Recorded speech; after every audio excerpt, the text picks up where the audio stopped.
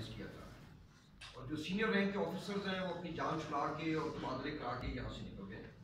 इसमें कोई शक नहीं कि पंजाब हुकूमत ये एक ग्रेड से ऊपर जो वफाकी हुकूमत के अफसरान हैं इनको डायरेक्टली सजा नहीं कर सकती, मगर हम दिस विल बिकम, ये जब जस्टिस साहब इंशाल्लाह मुकम्मल करेंगे तो ये हमेशा हमेशा के लिए एक रिकॉर्ड में आ जाएगी चीज़ कि किस शख्स ने उस दिन, जैसे मियाँ साहब कह रहे थे, कहाँ से अहकामात लेके तो ये काम किया, ताकि आइंदा आने वाले वक्तों में अगर मैं होम मिनिस्टर हूँ तो मुझे एहतियात ज़रूर बरतनी चाहिए कि आज जो मैं ऑर्डर दे रहा हूँ कल को आने वाले वक्त में मुझे शायद उसको फेस करना पड़े।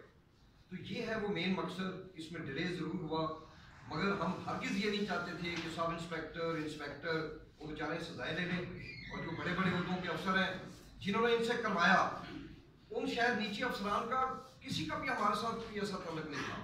हमारे दौर में ये SHO भी लगे रहे या उनकी हमारे साथ कोई मुखालफत या दुश्मनी नहीं थी, मगर उनको यूज़ किया गया, बल्कि एब्यूज़ किया गया। तो मैं समझता हूँ कि असल तो सजा के हकदार वो हैं जिन्होंने इनको जूनियर रैंक के ऑफिसर्स को एब्यूज़ किया। तो ये हमारा मकसद है, इसमें थोड़ा डिले हुआ है, मगर हम इंशाल्लाह पंजाब की आवाम को ये यकीन दिलाते हैं और पुलिस अफसरान को भी यकीन दिलाते हैं कि हमारा नाम, इसलिए वो एक सीनियर जज हैं, कोई इन्फ्लुएंस के बगैर इंशाल्लाह वो इंसाफ के तकाजे पूरे करेंगे और सिर्फ उन लोगों से पूछा जाएगा जो इसमें मुलव्वस थे। ओवरऑल हम चाहते हैं पंजाब पुलिस मुस्तैदी से काम करे। इसी तरह मियाँ साहब ने बात की, बहुत सीरियस कंसर्न है। परसों गुजरावाला में एक सोशल मीडिया के एक्टिविस्ट के घर में रेड किया गया, CPO को बताया नहीं गया, तो इंशाल्लाह उस पर मेरी बात हुई है। मैंने IG साहब को कह दिया है कि इसको इंक्वायर करें और मुझे बताएं कि ये ऐसा क्यों हुआ और आइंदा ऐसा वाक़या हुआ तो फिर उसके लिए हम बर्दाश्त नहीं करें।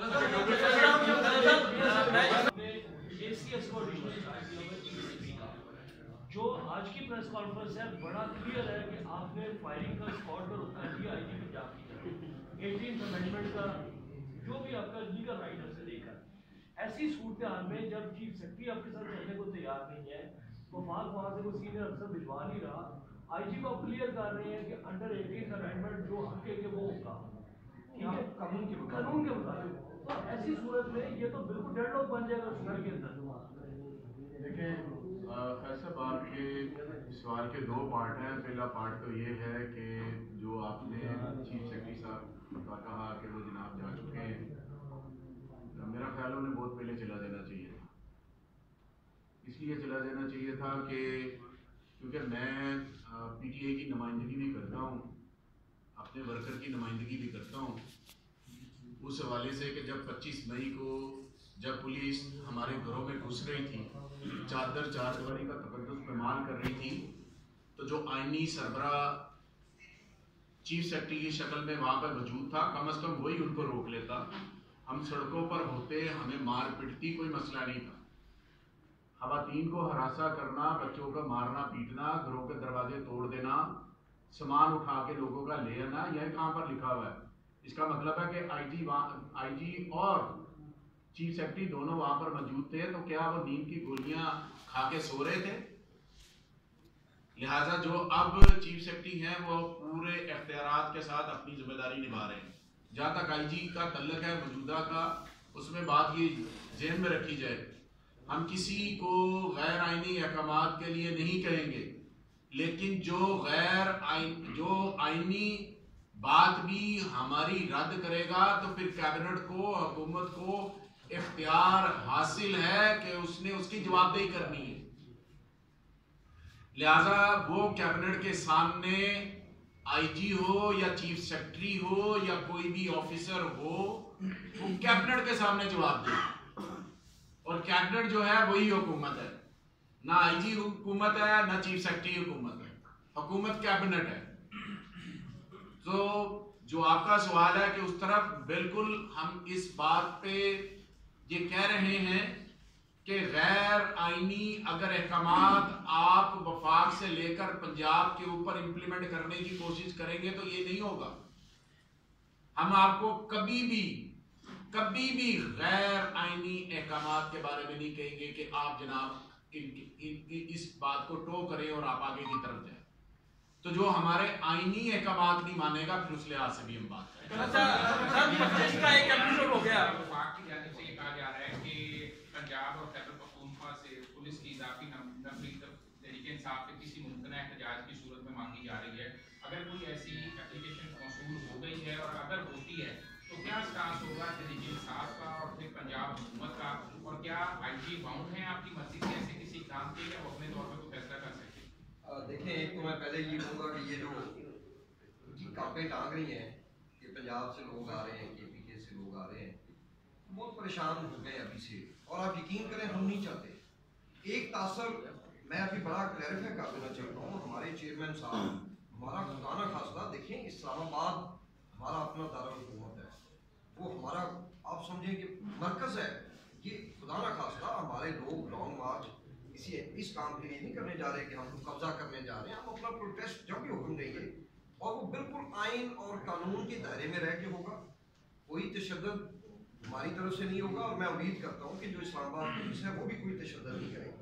मुझे पता है राना सनाउल्लाह की हिस्ट्री आएगी, उनको ज़रूर यूज़ करेंगे, मगर जहाँ तक बात नफरी तलब करने की है तो यस ये होता रहता है। कभी हम भी आर्मी बुलवाते हैं, रेंजर्स बुलवाते हैं, वो हमें कह सकते हैं, उसके बाद ये मामला कैबिनेट पे जाएगा, हम देखेंगे। हम तो पहले ही शॉर्टेज का शिकार है पंजाब पुलिस में। मतलब मिसाल के तौर पे ज़िला कसूर में इस वक्त 2000 लोगों के लिए एक काउंसिल है। तो हम देखेंगे, अगर हमारे लिए मुमकिन हुआ तो देंगे, वरना नहीं देंगे।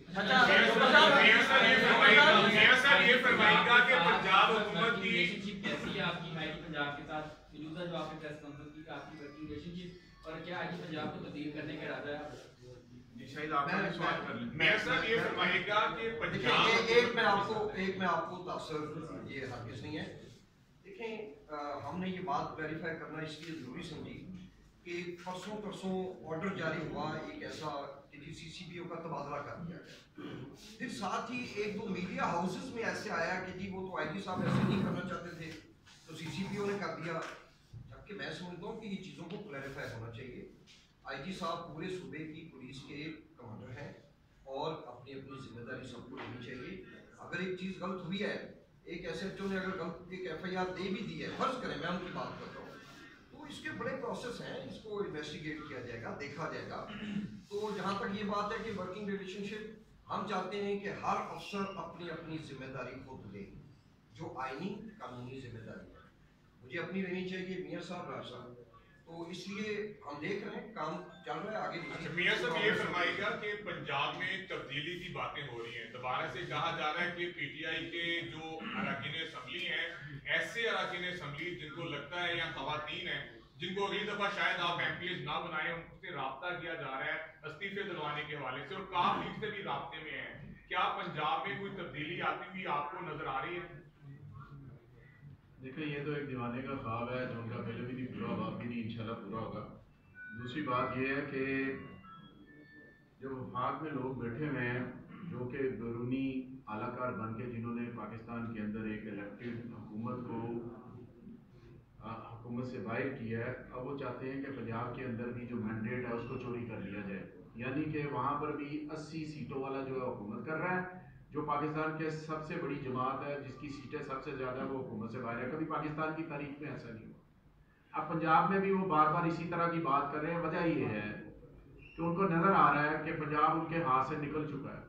वो शायद ये समझ रहे हैं कि पंजाब के अंदर तरीके इल्म-ए-इत्माद ला के शायद वो कुछ गेन कर लेंगे। अब वो वक्त पुराने हो गए हैं। आपने चांगा मांगा भी कर लिया, मेरिट भी कर लिया, सिंध हाउस भी कर लिया, हर तरह का हरबा आपने इस्तेमाल कर लिया।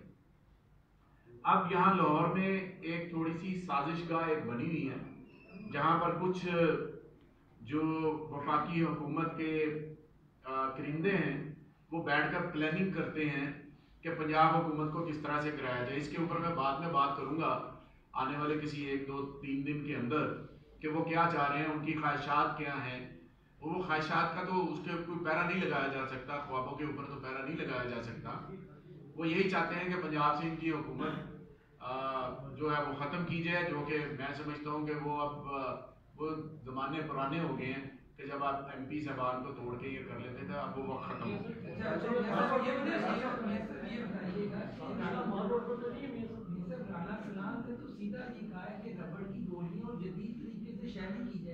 तो आप जब लॉन्ग मार्च करेंगे, आपकी क्या होगी, क्या तैयारियां होगी? जो